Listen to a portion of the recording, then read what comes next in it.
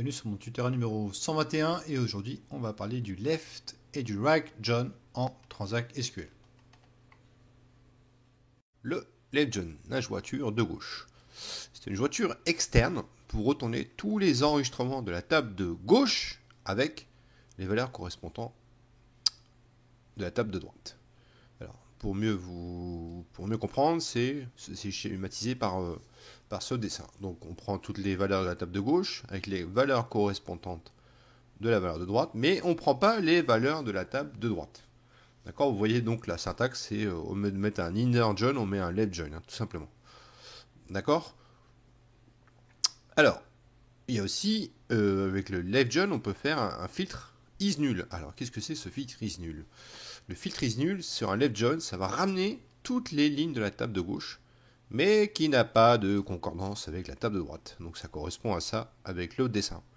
Donc on ramène juste les valeurs de la table de gauche. Et à la fin, on met un where sur la valeur de droite, hein, la colonne de droite, BIK par exemple, hein, is nul. Donc ça va ramener juste les valeurs de la table de gauche. Ça va filtrer. Même chose pour le right join, jointure de droite. C'est une jointure externe pour retourner tous les enregistrements de la table de droite avec les valeurs correspondantes de la table de gauche.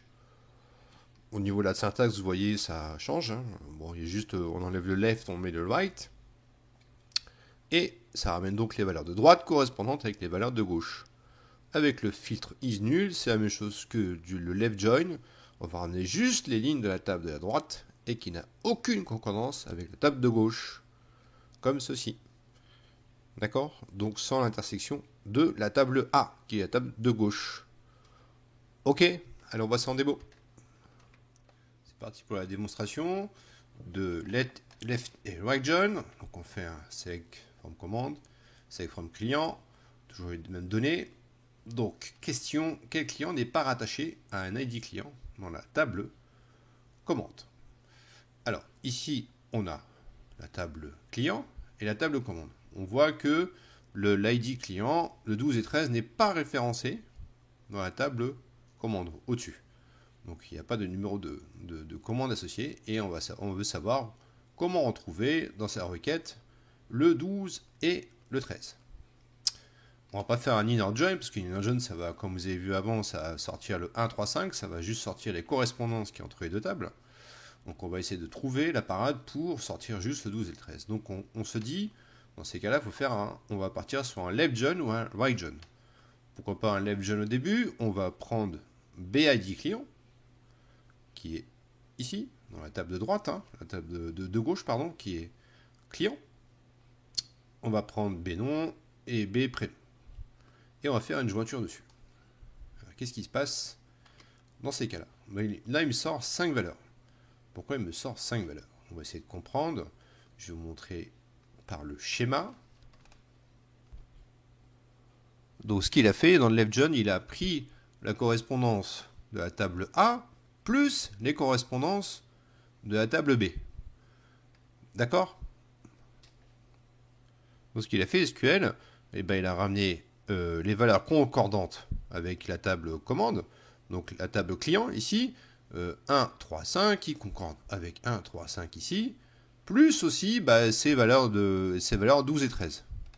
D'accord? Donc il a ramené tout ce qu'il avait à gauche dans la table client, plus les valeurs concordantes dans la table de droite. C'est normal qu'on a 1, 3, 5, 12. D'accord? Donc dans ces cas-là, ce qu'on est obligé de faire, on est obligé de faire un filtre. C'est-à-dire qu'on va obligé de filtrer les données et on va lui dire prends-moi juste les valeurs correspondantes à la table de gauche qui ne correspond pas à la table de droite. Donc là, on est dans ce schéma-là. D'accord? On prend juste left join de la table de gauche avec aucune correspondance sur la table B